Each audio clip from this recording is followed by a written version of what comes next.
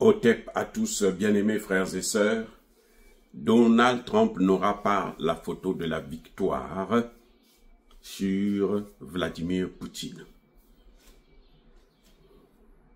Donald Trump a raté son penalty dans la crise, la guerre en Ukraine.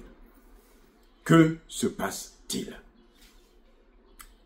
Les Européens et les États-Unis ont fait pression sur Poutine pour que Poutine puisse accepter un cessez-le-feu. Poutine dit, moi je n'ai pas besoin d'un cessez-le-feu, moi j'ai besoin de la fin de la guerre. Et la fin de la guerre pour moi, c'est que on puisse décider que désormais, on ne va plus se battre, la Crimée m'appartient, les 4 oblasts que j'ai occupés, en tout cas à plus de 80%, eh bien ça c'est maintenant pour moi, l'Ukraine peut oublier ça. Donc les négociations c'est sur ça. Nous avions commencé les négociations en Turquie il y a 3 ans de cela et les alliés de l'Ukraine, notamment la France, la Grande-Bretagne, l'Allemagne et la Belgique et même les États-Unis sont venus boycotter ces accords, ont stoppé net les négociations et aujourd'hui, la donne a changé, nous avons occupé le terrain, on doit tenir compte de la situation sur le terrain et moi je mène sur le terrain, j'ai repris course et je continue toujours à contrôler la situation sur le plan militaire. Alors, c'est moi qui dicte les conditions. Maintenant, que fait Vladimir Poutine? Vladimir Poutine demande à Zelensky de se rendre en Turquie pour aller négocier avec la Russie. Il n'a pas dit avec lui, il a dit avec la Russie. Or, on sait que Vladimir Poutine a rencontré Zelensky une seule fois depuis que Zelensky a pris les rênes de la tête de l'Ukraine. Une seule fois. Et c'était à Paris parce que c'était sous pression occidentale. Et Vladimir Poutine a horreur, a un dégoût de le rencontrer. Parce que le ministre russe des Affaires étrangères venait de le dire encore tout récemment que c'est un pantin, c'est un clown, hein, c'est une marionnette de l'Occident. Donc, on n'a rien à foutre avec lui. Ça, c'est la déclaration que Lavrov a faite hier. Alors, qu'est-ce qui s'est passé? Quand Poutine invite Zelensky à la table de négociation à Istanbul, Donald Trump saute sur cette occasion et dit à Zelensky, il faut que tu descendes là-bas, tu dois partir. Au début, la France et l'Allemagne, la Grande-Bretagne et quelques autres pays européens, la Pologne surtout, ont dit qu'il n'y aura pas de négociation s'il n'y a pas de cessez-le-feu. Il faut d'abord qu'il y ait un cessez-le-feu d'un mois, comme ça on va leur donner le temps de réarmer encore l'Ukraine et puis relancer la guerre. Donc il n'y aura pas ça. Trump qui dit, il est hors de question. C'est mon jour, c'est mon temps, je veux fêter cette victoire.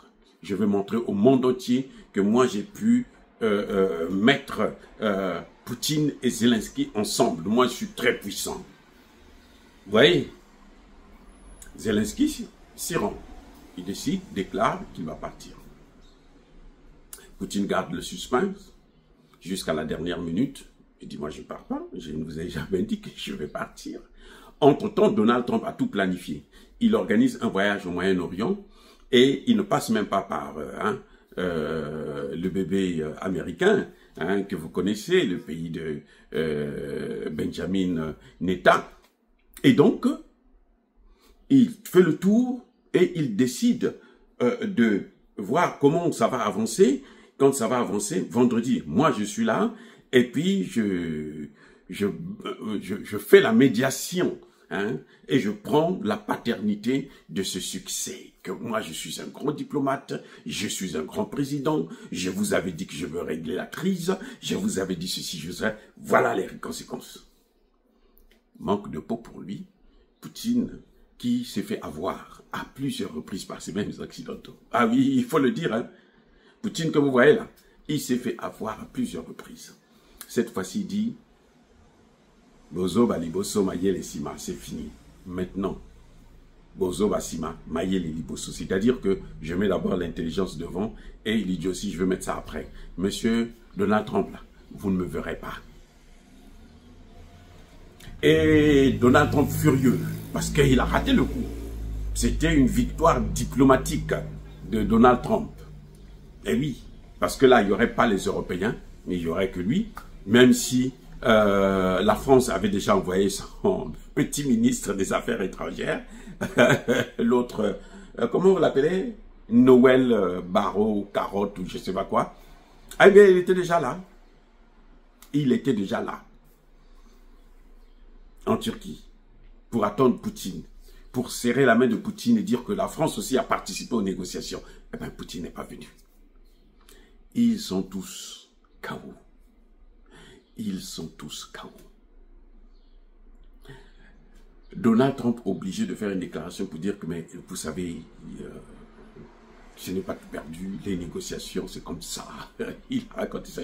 Mais en tout cas, il a lamentablement échoué. C'est un échec. Hein. J'ai dit, c'est un échec. Il voulait cette photo de famille pour dire que les Occidentaux ont gagné la guerre. C'est exactement ce qui s'est passé lors de la Seconde Guerre mondiale. Les Russes ont fait le travail, le gros boulot.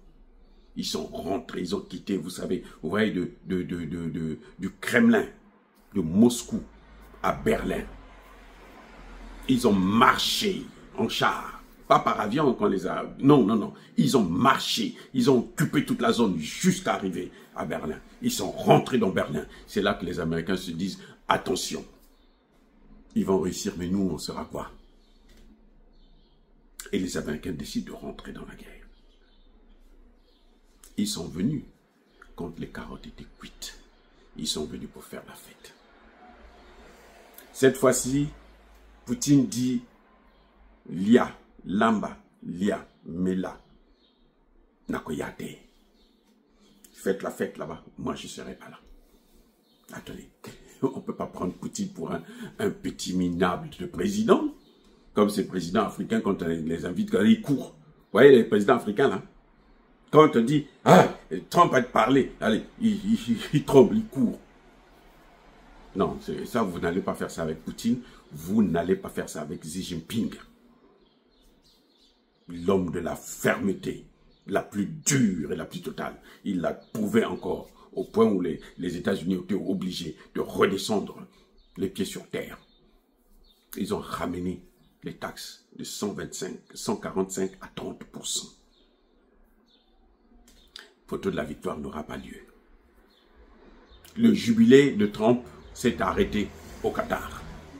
Là où il a reçu un gros contrat, hein, avec un gros cadeau. Voilà. Un cadeau de la corruption. Ça, nous appelons ça, ici aux États-Unis, c'est de la corruption. Oui. Les États-Unis peuvent acheter leur avion. Ils n'ont pas besoin d'un avion qui leur est donné par un pays comme le Qatar. Non, c'est pas ça. Mais le Qatar l'a fait pour des raisons que j'ai déjà expliquées, je ne reviendrai pas là-dessus. Donc, vous voyez les amis, la guerre se prolonge parce que aujourd'hui là même, Poutine a lancé plus de 100 drones, un missile sur le sol ukrainien. Eh oui, c'est ça le problème. Les Européens peuvent encore attendre longtemps. Il y a un général américain, comme d'habitude, qui est sorti pour menacer Poutine, pour dire s'il ne fait pas ça, il y aura des troupes au sol. Ok, tout le monde attend que ça. Là-bas, là, les Russes sont conscients que ces gens-là, ils veulent notre peau. Et ils se préparent en conséquence. Vous avez vu la Russie et la Chine ensemble, c'était pourquoi? Vous croyez que c'était pour danser le... Hein, comment on appelle ça, le ndombolo? Non. Non, non, non, non, non, non. C'était pour se préparer justement à cette éventualité. Parce que la Chine sait, après la Russie, elle sera la prochaine victime de l'Occident.